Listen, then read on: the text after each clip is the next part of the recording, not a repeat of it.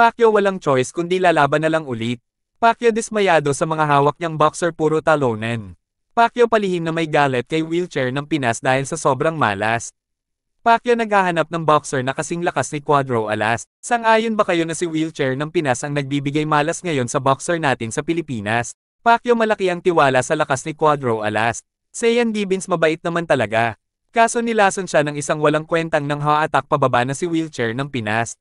Pinoy boxer fans na nawagan kay Manny Pacquiao at Sean Gibbons na tanggalin na si wheelchair ng Pinas kasi sa sobrang malas nito sa mga Pinoy boxer.